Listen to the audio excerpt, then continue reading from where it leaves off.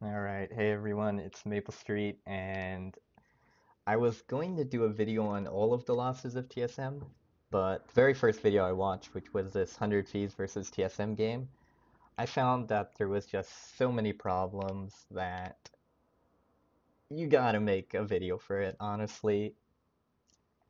And I'll start off by saying that there definitely is some mechanical skill on TSM.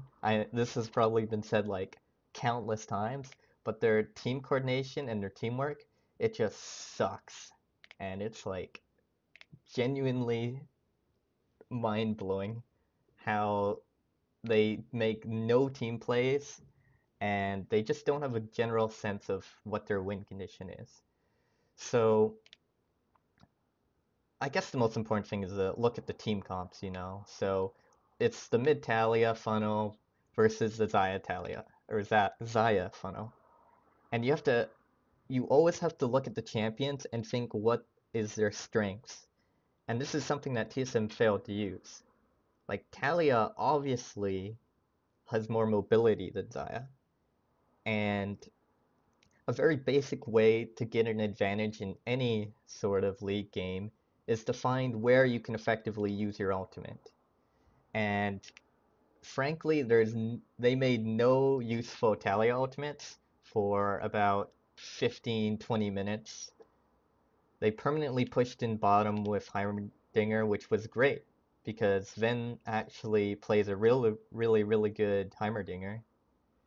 And top lane seems to be a wash. You know, despite them being able to push the wave first in all three lanes, they don't make any meaningful rotations. And obviously, 100 Thieves has their own win conditions. And if you compare the champions of Xayah and Talia, obviously Xayah is this hyper scaling team fight AD carry. And Talia will not match that exact damage output. Like, you have to make use of Talia's strengths and try to avoid the enemy's strengths. So I really would have liked to seen an early Talia ult towards the bottom, accelerate the tower grab, accelerate the dragon grab, and the way you do that is quite simple. I got Rift Kit open here, so basically we already know what their plan is. They push in mid, 100 Thieves, and then they go farm camps all day. So all you need to do really is get a type of ward that will spot them in their rotation. So let's say you could put a ward here. That's sometimes a little obvious. Or you could have a ward around here, and when you know they killed the Raptor camp once, and they push in mid again, it's very, very likely they're going to farm this side, because it's quite rare to see them go down the farm Krugs. If the red's down, you already know it's dead, so that's a non-choice. So if you know they're on the top side of the map, all you have to do is clear out the mid wave, they clear out the mid wave, and then you rotate down to just pressure them. Get the tower a little bit faster because these camps are worth 100 gold, 120 gold maybe at most. But the tower is like 1,000 gold advantage for the team. But the tempo it gives is very, very important. And you can take the dragon faster. Instead, for some reason, Talia just matches the farm with Xayah. There's no team play that happens for maybe even 10 whole minutes. Like Alistair roams up once and then walks away from a gank. Just nobody does anything on TSM, and it's really quite strange. But maybe it's the first time they've ever seen Xayah funnel, which would be quite ridiculous because it's been played many, many times so far. But all the Xayah does is just go into her jungle, farm, and farm the mid wave.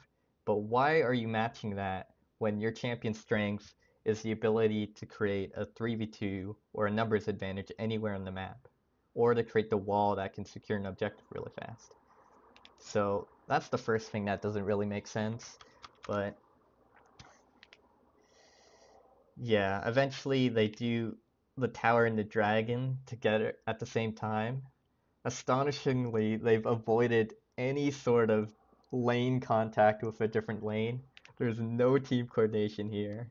It it usually doesn't make sense to do two things at once, but like the Heimer's dominating the lane so hard, and the Zyrakan are just recalling. They're just giving up stuff. So this is a big lead for TSM, but the fact that they aren't making any sort of team coordination play at all is really strange, I want to say. Like, League has constantly evolved to be more and more of a team game. So if there's no team plays happening at all, it's really, really dumb. So now a lane swap's happening. So obviously from bottom they get to tower and then they go to the top side. So what is your job as a top laner? If you're thinking at all about what is best for the team, your job is to create a big wave here so you keep the tempo to get the tower as fast as possible. Or you trade hard into the enemy top laner and then both of you are low HP, and then suddenly your dual lane appears, and they can either sneak a kill on them, or they just knock them off the tower and pressure it down really hard. So Hunter doesn't really do either of those things. He doesn't really protect the wave. His wave isn't coordinated in the right spot. So it's up to the bot lane or Hanser to look at the tower and be like, oh, we're getting this tower very soon. We need to set this wave up properly. So Hanser at this time probably shouldn't be doing whatever he's doing. He's actually doing nothing in the river. Did he kill the crab? Okay, maybe, yeah, he killed the crab, but he's not protecting the wave. He's not building the wave up. Instead, the wave is stuck in this weird spot, and he's not using his HP at all.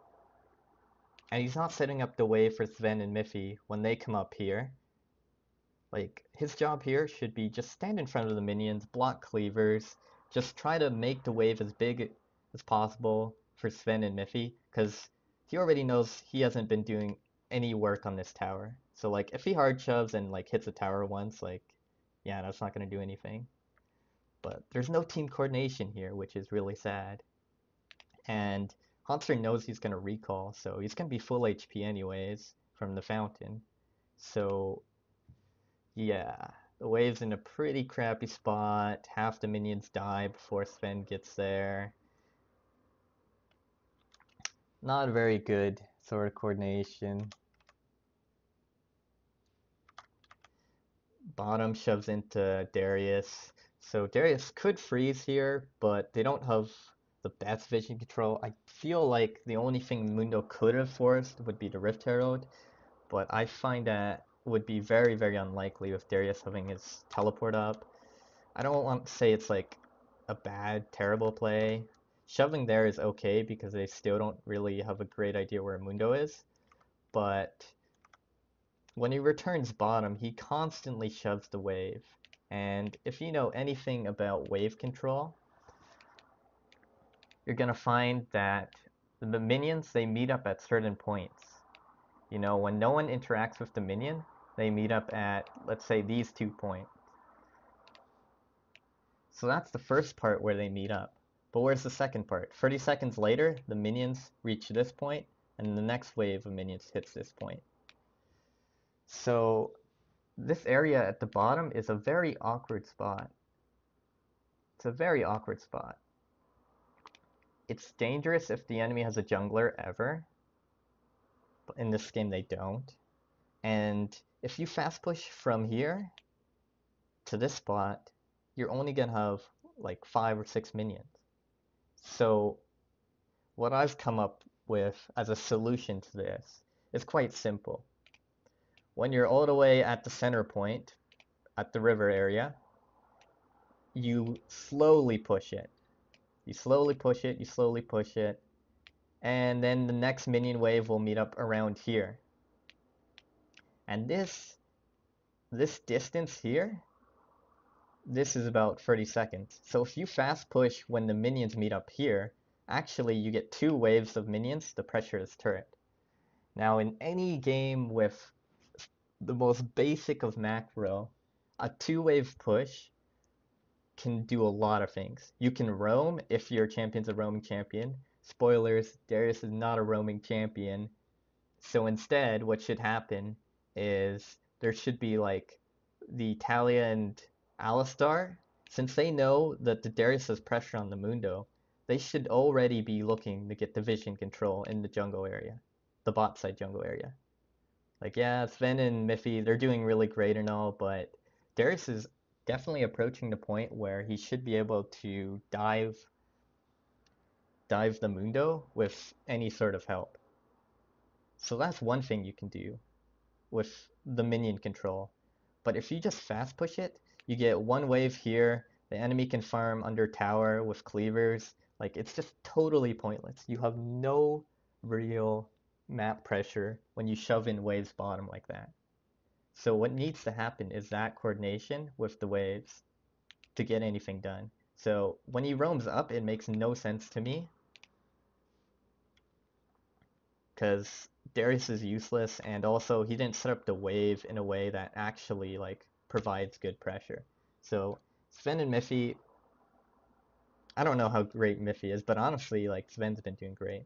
I feel I watched his Heimer play this game. He's definitely very, very good on it.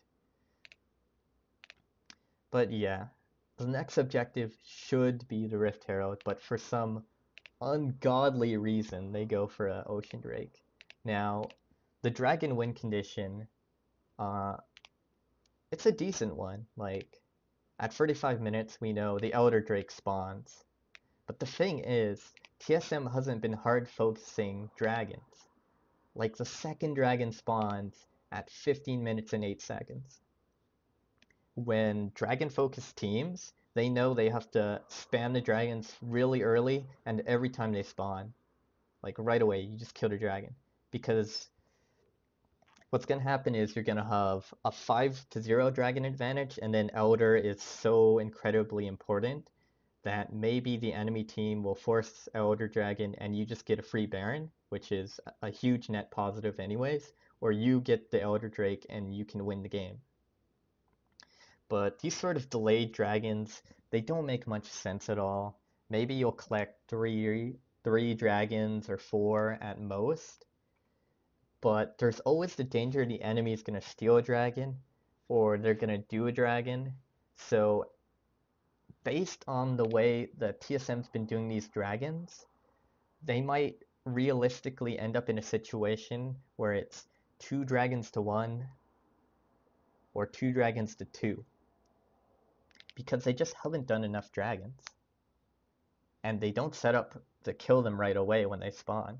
Like there's no team coordination. Like it's crazy. So dragons aren't a win condition if you're playing it like that. And honestly, TSM should be doing that.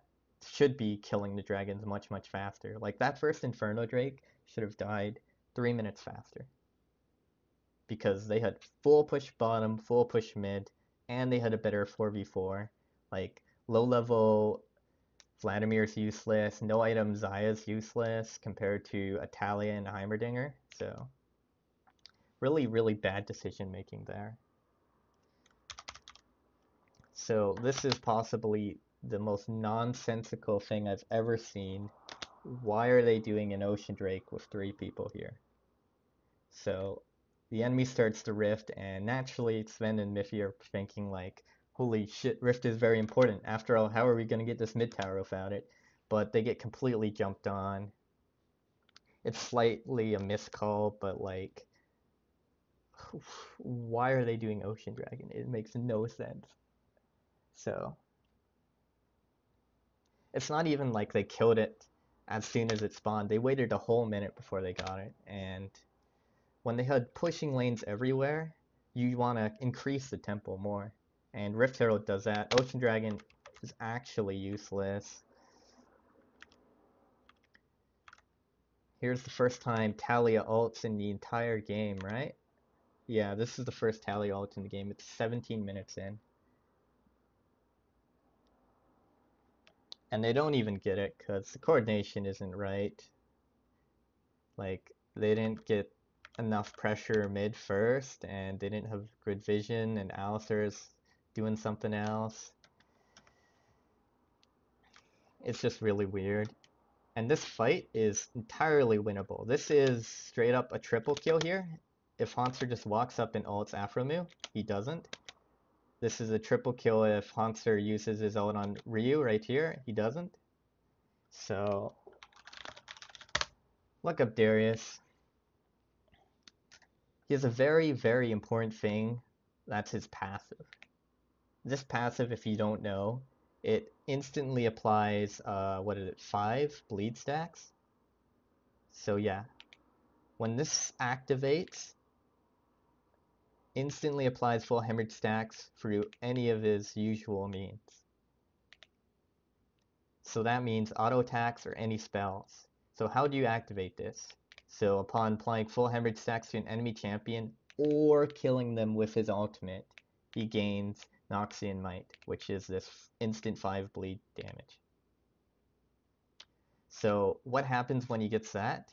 He he gets all right, let's look at this. He's level 12, so he gets 95 AD, and every single attack he does instantly applies 5 bleed stacks, which means his ult is going to be doing 400 plus 200 damage. So 600 damage on every single ult true damage. But instead, he auto attacks that down, so he doesn't get the ult there. His Q, I think, didn't even like properly hit Cody-san for a bleed, but it would have hit Onda, so that's a kill there. And then an auto attack plus an ult would be a kill on Cody-san as well. So actually, TSM should win this fight entirely, but a sort of improper understanding of Darius mechanics there just completely throws away the fight. So that's a pretty big mistake, but we've already gone through like so many team mistakes and just the wrong mindset for playing the champions. Like, I can't stress enough how important a numbers advantage is. Like, no matter how skilled you are, you're not gonna like outplay 1v5. Like, Faker will not be able to beat like 5 gold players if the 5 gold players fight him 5 versus 1. You know, there's a limited amount of skills you have and a limited amount of damage you have. And when you have a numbers advantage, you can make more and more small mistakes and still win. Like there's less pressure for you to perform at like an immaculate level. So the gold's even, they're up 2k, but not getting that Rift Herald means they just can never get that mid tower. And I really don't like a lot of these Darius roams. I guess it's fine. Mundo TPs and Darius's group, that's fine.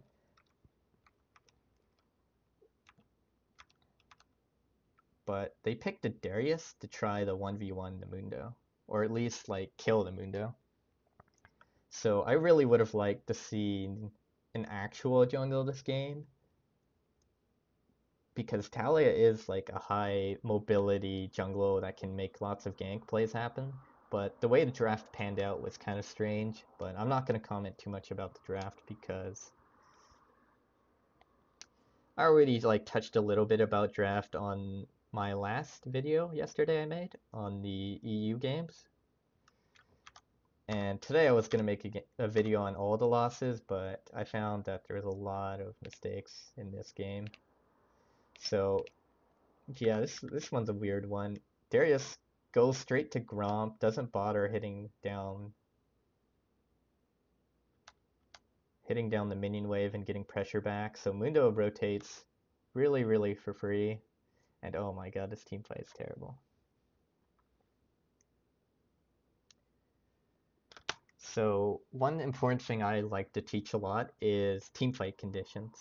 And also team fighting in general is probably the most important thing you can teach. And all Korean teams know this, but apparently not all North American teams know this. And the most important thing is to play around your crowd control skills. So look at this. Alistar uses his WQ, Sven uses his grenade, Bjergsen uses his knockup. That's fine. They burst after me. That's good. But what you have to do now is you have to back off and wait for your cooldowns. Because what's going to happen is if the enemy knows how to play, you're not going to get kills through just damage alone. So, for example, let's say I have 1000 HP. I might just tank 900 damage and walk away, and you won't get anything off that. Because I'm not an idiot. I'm not going to stand still and let you hit me down with skills that don't even slow me, that don't even stun me. And if I'm like attacking you 1 versus 1, there's not going to be a big surprise going on. So that's a huge mistake to start off, is they continue to try to go in for the fight. I think Greg is trying to slow it down. Hamster doesn't know what he's doing here. He's going forward when all the crowd control is down, and Sven's placed his turret. Maybe Sven placed his turret poorly here, but you want to fight around the Talia and the Heimerdinger. It's just how your team comp works. Like, Talia is a kiting champion. You fight around her, and you let her choose the spacing of the fight. You don't want her to move forward and stay in one position, because she will not be able to get multiple Qs off. And Sven's turret like gets little value because Hunter is just moving up too far, and he doesn't flash after his stopwatch. Whenever you stopwatch in the middle of enemy territory, you're always thinking about the flash. All pro players do that. Greg goes too far in, maybe trying to save Hunter, I'm not sure, but it's just not fighting to the team fight conditions that you need to do. So they lose that fight off just not understanding their team fight conditions. And yeah, like, it's so weird. How many like team mistakes can TSM make? It's just really weird. And they could never get the mid tower because they didn't prioritize the Rift Herald. When you have pushing advantage in all your lanes, you want to get turrets. And the Ocean Dragon made no sense because they just don't know how to focus down dragons, and they don't know how to use dragons as a win condition. And honestly, like, the rest of the game, I'm sure there's plenty of mistakes, but like both sides make so many silly mistakes, and I don't quite want to go in depth about it.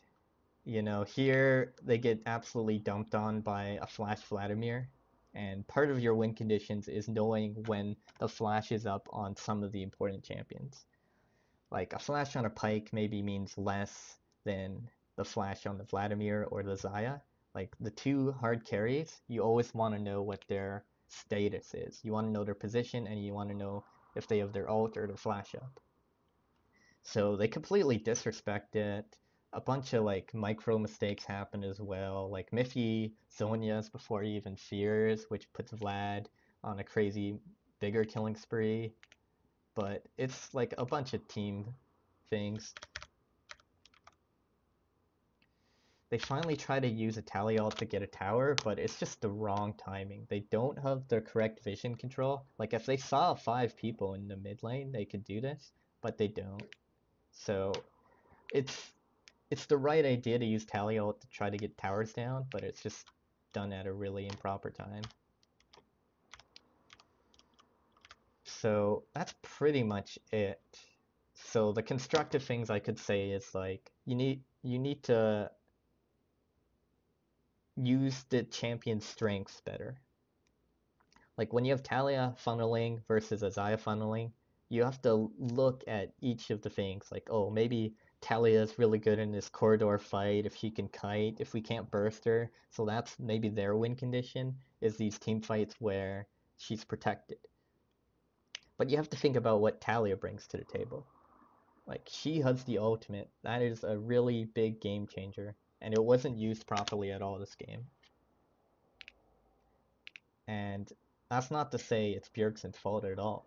It's a team-wide mistake. There's a lot of like things where Darius isn't setting up the swap lane properly. He's not setting up the minions properly. Someone's not calling that the Rift Herald is more important than the Ocean Dragon. So there's that, and there's also the team fight conditions.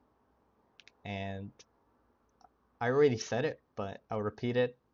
The most important thing in team fights is what crowd controls are up or down. If you're an AD carry in a normal meta game, you always have to look at the enemy and think, how can they crowd control me? Because if one crowd control lands on you, then you lose control of what can happen in the fight.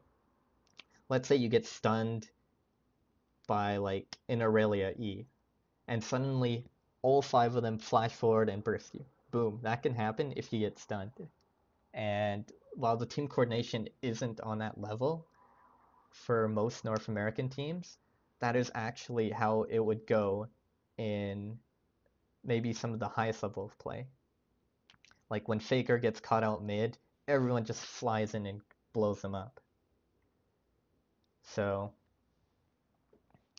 that's something they need to look out for. If you're knowledgeable about it, the rest of the team's on the same page. Like, oh, first CC land, we burst them, and then we slow down, and then we come back to the fight later. Then you can actually improve your team fighting so much. And TSM has like really great mechanics. I was genuinely impressed with Bjergsen and Sven. They both had very, very good skill shot accuracy. And Sven really knew what he was doing on Heimerdinger. Like his combos were just really good. Some of his turret placements were aggressive, but I think it was good because there was no jungler. It's like he got down the turret really fast on his own. But yeah, that's all I have for this game really. I'm gonna watch the other games and I'm probably gonna tear my hair out as well. But you know, TSM eventually loses this game, and I've already said what I need to say, so that's all from me. Thanks for watching.